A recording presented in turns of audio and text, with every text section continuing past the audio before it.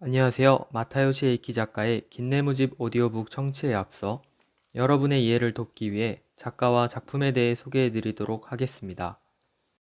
저희가 이번에 소개할 긴네무집의 작가 마타요시 에이키는 1947년 오키나와현 우라소에시에서 나고 자란 그야말로 오키나와 토박이라고 할 수 있습니다.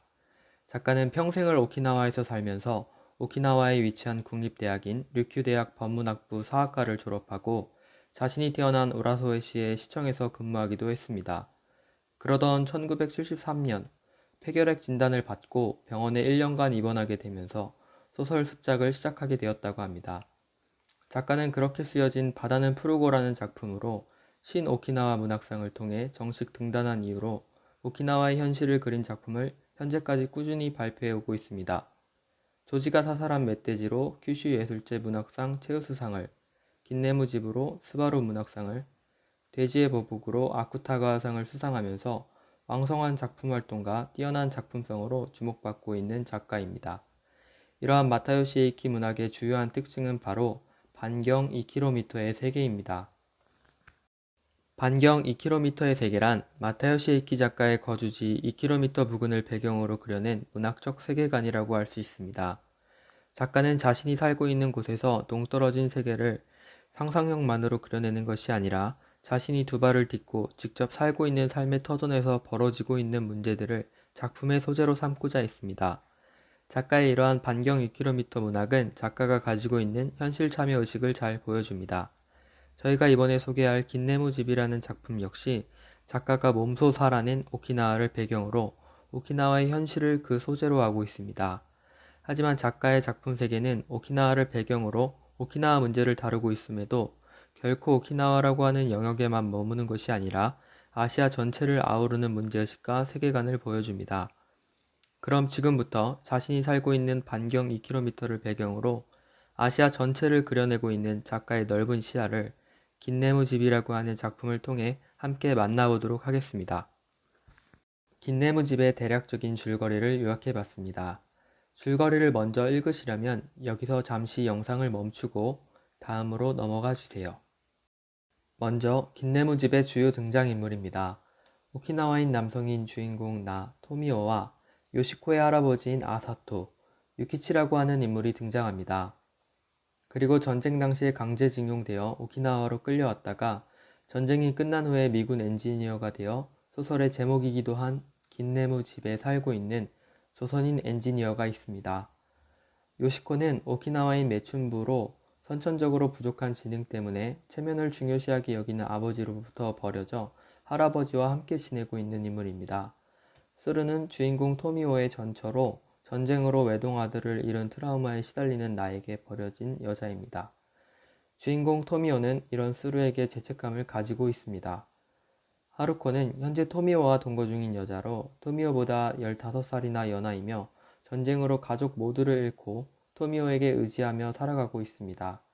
강소리는 강제징용되어 오키나와로 끌려오기 전에 고향인 조선에서 조선인 엔지니어와 혼인을 약속했던 사이로 간업으로 차출되었으나 종군 위안부가 되어 전쟁이 끝난 후에도 오키나와의 매춘소에 끌려다니며 정신적으로 피폐해진 인물입니다. 다음으로는 긴네무집의 인물 관계도를 보며 작품의 내용을 살펴보도록 하겠습니다. 앞에서 설명드린 것처럼 아사토는 요시코의 할아버지로 요시코가 매춘으로 벌어오는 돈으로 생계를 유지하고 있는 인물입니다. 주인공 나인 토미오 역시 별다른 수입 없이 같이 살고 있는 하루코가 포탄 파편이나 불발탄 조각 등의 고물을 주어 번 돈으로 생활하고 있습니다. 유키치라는 인물 역시 제대로 된 직업 없이 하루하루를 때우며 살아가고 있는 인물입니다.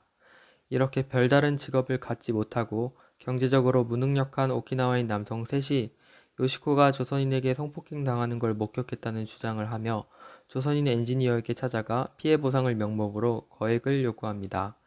이 조선인 엔지니어에게는 강솔이라고 하는 연인이 있는데 이 작품은 크게 이런 구조로 이루어져 있습니다. 그럼 크게 세 가지 씬으로 나누어 줄거리를 보다 상세하게 짚어보도록 하겠습니다. 먼저 소설의 발단이 되는 첫 번째 장면입니다. 소설은 오키나와에서 미군 엔지니어로 일하고 있는 조선인이 요시코라고 하는 오키나와인 매춘부를 성폭행하는 것을 목격했다는 유키치의 증언으로 시작합니다. 하지만 이 유키치라는 인물은 평소 난동을 피우거나 사건을 일으켜 주위의 평판이 좋지 못한 인물로 그가 하는 말은 신빙성이 떨어집니다. 주인공 토미오조차 유키치의 이런 증언을 처음에는 고지고대로 듣지 않았지만 조선인에게 거액을 받아내 그 돈을 수루에게 주어 자신의 죄책감을 덜고자 이 유키치의 제안에 응하게 됩니다. 두 번째 장면은 토미오와 유키치, 아사토, 오키나와인 남성 셋이 조선인이 살고 있는 긴네무 집을 찾아가 요시코의 성폭행 피해 보상으로 거액을 요구하는 장면입니다. 주인공 토미오가 이들을 대표해서 조선인 엔지니어에게 금전적인 피해 보상을 요구합니다. 조선인을 찾아가기 전에 이들이 예상했던 것과는 달리 조선인은 순순히 자신의 잘못을 인정하고 그들이 요구하는 대로 금전적인 배상을 약속합니다. 다만 조선인이 한 가지 조건을 제시하는데 그건 바로 토미오에게 따로 만나 자신의 이야기를 들어달라는 것이었습니다. 세 번째 장면에서는 토미오와 단둘이 만난 조선인이 자신의 사연을 털어놓습니다. 유키치의 증언과는 달리 그는 사실 요시코를 성폭행하지 않았습니다. 다만 그에게는 또 다른 사연이 있었는데 그건 바로 자신의 연인이었던 강소리를 살해한 것이었습니다. 강소리와 조선인은 혼인을 약속했으나 조선인이 오키나와로 끌려가는 바람에 이루어지지 못했습니다. 하지만 강소리 역시 간업으로 차출되어 오키나와로 끌려오게 되었고 이를 목격한 조선인은 종전 후에 8년 동안이나 그녀를 찾아 헤매게 됩니다. 그러던 석 달 정도 전 조선인은 오키나와의 어느 매춘소에서 자신이 그토록 찾아 헤매던 연인 강소리를 발견하게 됩니다. 간업으로 차출된 줄로만 알았던 그녀는 사실 종군 위안부로 끌려왔던 것이고 전쟁 이후에도 오키나와의 매춘소를 전전하며 이전의 모습을 찾아볼 수 없게 변해버리고 말았습니다.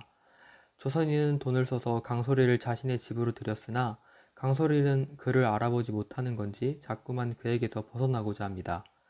무슨 말이라도 해보라는 말에도 아무런 대꾸도 하지 않고 자신의 얼굴에 침을 뱉는 강소리에게 그는 우발적인 살의를 느끼고 결국에는 그토록 그리워하던 그녀를 자신의 손으로 죽이고 맙니다. 그리고 그녀를 죽임으로써 조선인 역시 삶의 이유를 잃어버렸습니다. 조선인은 이런 사연을 토미오에게 고백하고 얼마 지나지 않아 그에게 전 재산을 남긴다는 유서를 남기고 스스로 목숨을 끊으며 소설은 마무리됩니다. 지금까지 긴네무집 작가와 작품 소개 영상 잘 보셨나요? 저희 이야기는 여기까지입니다. 더 자세한 이야기가 궁금하시다면 저희 오디오북에서 또 만나요.